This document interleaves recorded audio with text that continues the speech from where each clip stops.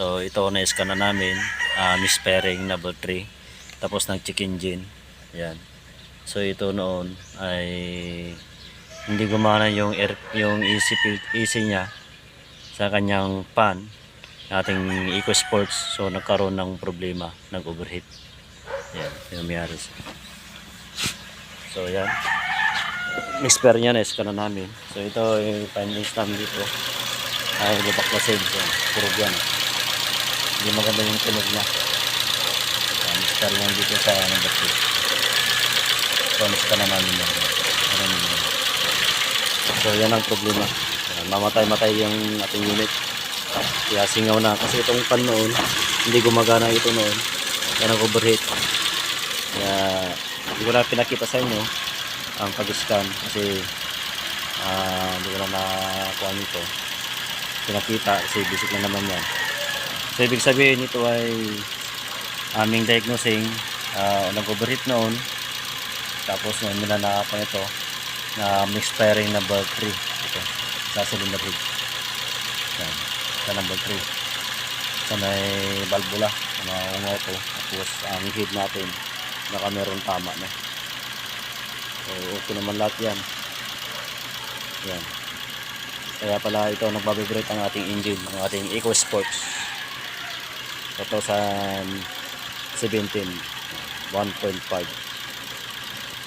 So ngayon, ipaklasin namin itong head para dalhin namin sa machine shop. So babaklasin namin ito guys.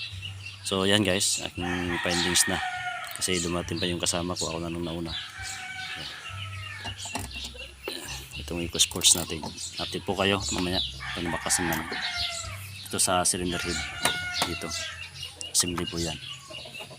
So yan guys, ito na yung ating intake manifold. So dito yan, so rata talaga, singaw talaga yan. So mamala yan. Ito yung isa dito sa number 4. Ito yung number 3, ito yung sinisingaw yan.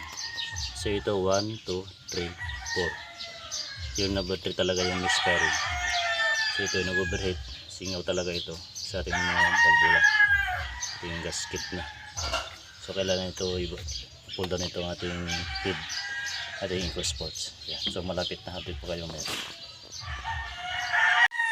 Yan, so guys, so ito na, binaklasan namin. So uga yan, uga. Tapos ito, yan, makarbon. Itong cylinder number 3. Ito yung number 4. Ayan. Ayan nyo. Ayan o, maitim. So yan talaga yun. So ang ating valvula. So ito na, circle na. Yung ating cylinder head gasket, lumalipas pala. Yan. So mga valvula yan. Ating head. So binaklos na namin yan.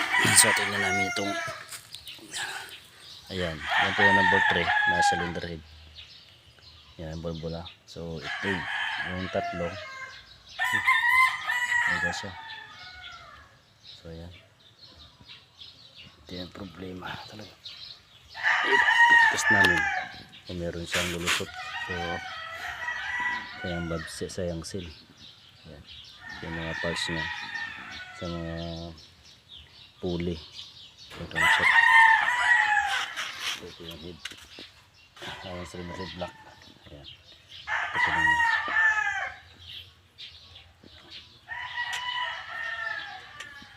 may picture dito. May maluwag.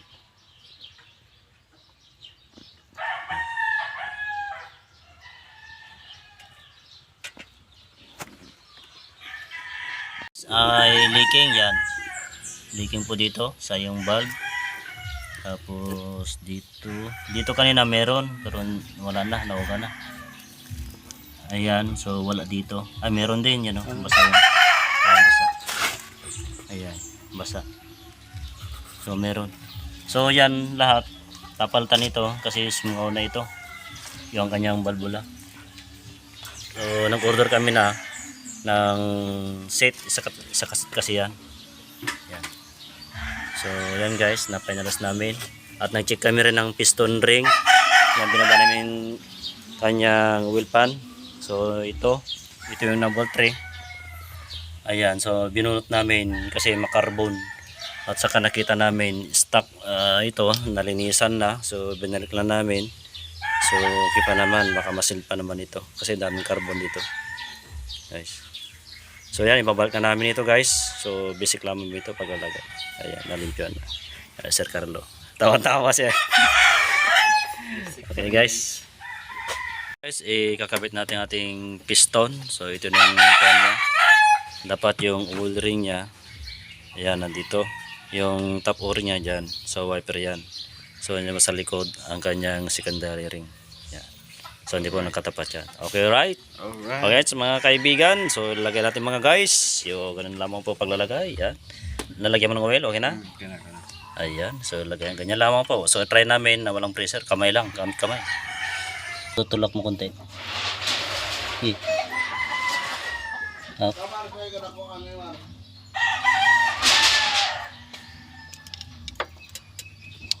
Doko lako daw.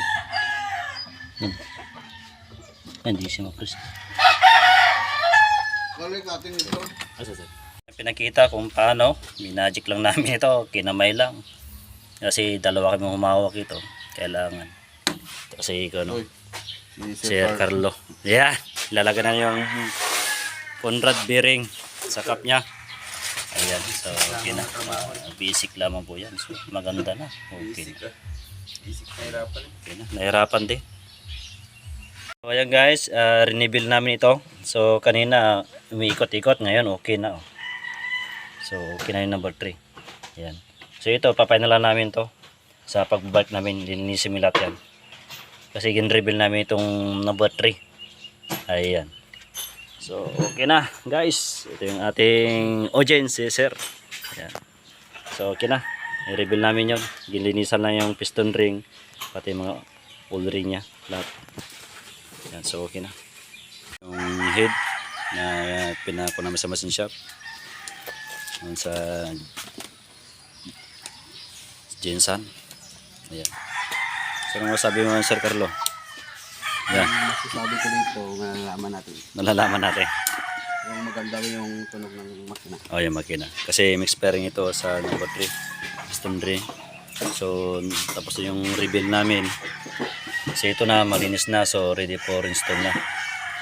I mean, cylinder head ating EcoSports. Ayan, sport. Yes. So, malinis na. At ready po install natin yung cylinder head na. So, ito naman yung kanyang cylinder head gasket. So, genuine parts. Ayan. Pang Ford talaga. So, susukat natin kung tama ba.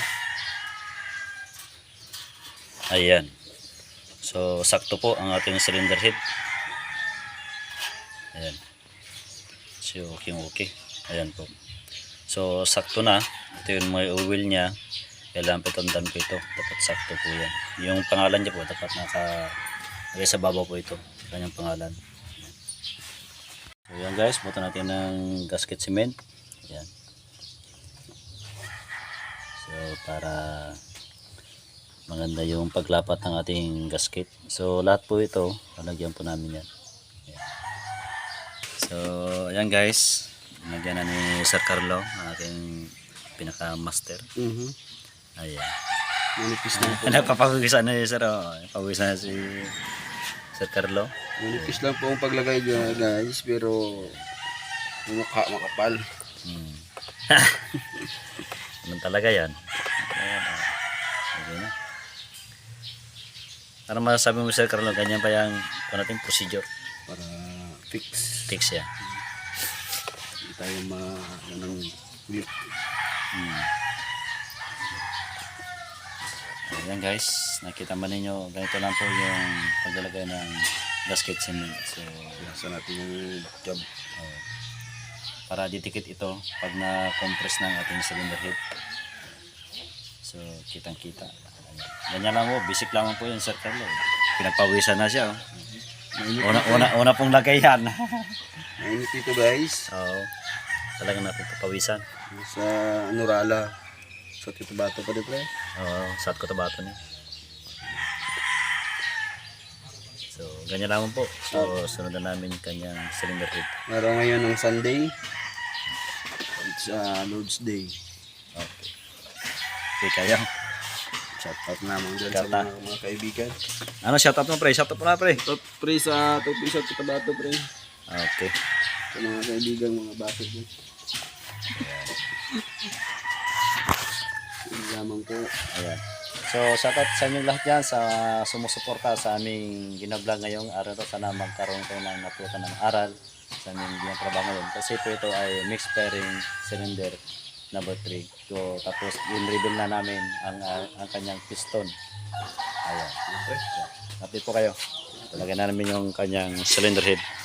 Ayan po. So, ayan guys. So, ilalagay ni Sir Carlo. So, hindi masyadong mabigat.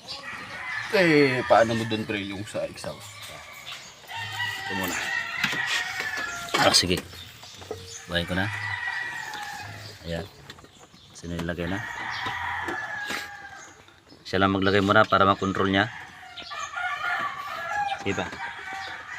Sige. Ayan. So yan guys, nalagay na ni Sir Carlo. So basic lamang po yun sa kanya. Ayan, pawisan siya. Kasi kung alalayan ko siya, wala na magbibideo kaya ako na lang nag-video. Ayan, so ganyan lamang po, basic lamang po yan. Okay guys, ganito lamang po, 5 Newton meter. First, yan. Nagtik ako. Ayan, nagtik na. Dito, dire. Isa, Yan. Ito siya. Number 3. nagtik na tayo. Step by step kasi yan. Number 4. Oh. So ito ay pag-torque natin, step by step lang to. Ayan. Ayan. So basic lamang po ito ha. Yan po si Mario Ayan. Master Garage. Okay po, ganito lang po pag-torque ito kasi una po yan, pag-torque natin, hindi natin biglayin. Okay, next naman tayo. 15 guys, 15 Step Newton meter. 2 guys. 15 Newton meter. Ayan. Yun. Nag-agatik lang. Nagtik na. Pero hindi ka pinawisan pre. Wala eh. Ganito talaga yung trabaho natin. Ito ang basic lang talaga sa'yo palagi. Basic yan. Ayan. So madali lang po ito pag mag-talk tayo nito. Ayan. Ayan guys. So dapat sakto yung kuwan natin, procedure para maganda yung performance nating makina. Alright. Pre. Ayan. Sige. Tambay. Ayan, ito yung step number 3. So, nag-torque na tayo sa Newton meter 35. Ayan. So, basic lamang po yan. Ayan. So, ganito lang po ang procedure natin. Bago yan pre. Breakingan pre. Oo, bago talaga ito. Saan galing pre? Galing to ng Lazada. Ayan. Ayan guys. Step number 3 na tayo. Ayan. So maganda yung kuan niya eh. Calibrate niya eh. Sa alas pantay no? Oh.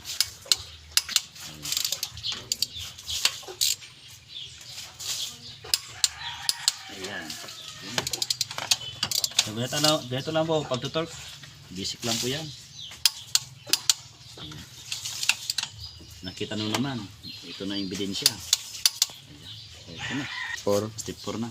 Step 4 na po ang procedure. Step 4. Final. Final na natin ito. Ito ay 4 pounds. 75 foot pounds. Ayan. Final na po ito guys. Alright.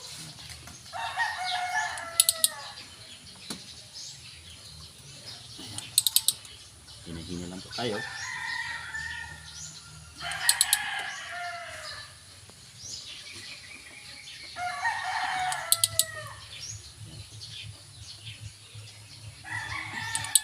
Dugay pre. Tapos yun po.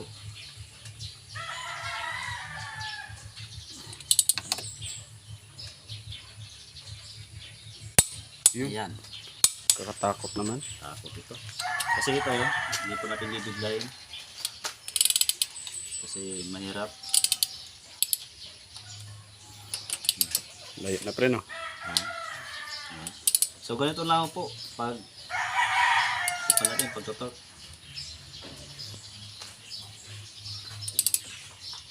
Dapat istiro po natin ating kamay. Tapos sabay pair siya. Handaan lang. Ganun yan, hinagin lang yan. Vlogger. Vlogger. Supportata ba?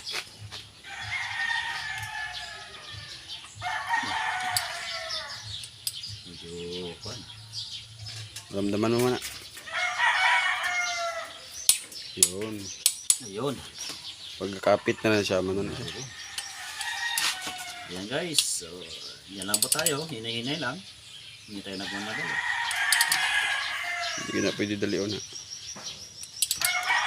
Okay na yan bro. Tatak mo bro. Okay na. So, guys, update na lang po sa next episode. So yan guys. Tapos na yung pagtutok natin doon sa ating cylinder head bolt. Yan naman. Gina ni Sir Carlo. Yeah, si Sir. Ayan. So matapos natin yung kanyang unit ngayon. So pandaran namin ito. So ayan guys. So malapit na matapos na timing build na namin. Yan sa mga cover na lang. Tapos intake exhaust na lang. Tapos pandaran na mamaya. Update kayo mamaya po. Ayan. So yan guys. Tapos na. Nasimbol na lahat. So nibal ko na yun sa dati na. So papandaran na namin. Ayan. So natin sila kuya. Ayan ang mga James. Si Boss Carlo. Boss. Ano shoutout mo boss sa mga Sa ano? Sa ano? sa Sa mga viewers. So ayan guys, tapos na. So papandaran na namin. Masusubukan namin kung okay na ating unit na EcoSports 1.5 2017 model. Alright. So antabayan po ninyo. Ayan. Ito ay misfiring. So natap over namin ito. Kasi kasama po itong diagnose namin yung injector. Kasi ito ay nag-overheat ating unit. So pinalitan namin yung number 2 na misfiring. So yan, pinalitan namin ng bago. So titignan natin kung meron pang problema ating unit. So ko na namin ito. Ito guys ay EcoSports. So tapos na namin ito na top overhaul kasi overheat. Tapos singaw pa yung mga balbula. Pinalitan na namin yung mga balbula nito. Tapos ang isa pa recommendation namin na palitan din yung injector kasi overfeed siya. So yun guys. Kasi hindi po yung gumana yung pan niya ito kaya nag-overheat. Kaya nagka-problema siya. Yun guys. Ang ko niya P002 yung misfiring. So napalitan na natin yung injector. Kailangan i-clear na. So i-bag natin. Ayan. So i-clear natin yung TDC. Yes. Ayan. So okay na guys. Wala nang trouble codes. So tap natin. Tapos yun. Ayan. So try to start.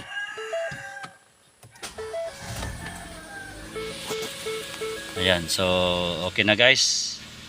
Ang ating unit. So wala nang trouble codes. So observeran natin kung pa ito. Babalik pa. Ayan. Ito ay bago pa. Ayan guys. Napapugak-pugak kasi ito eh. Palyado. Kamisperin ito ng dugtip. Ito. Meron ito sa tambotso. Kung meron pang kwan niya.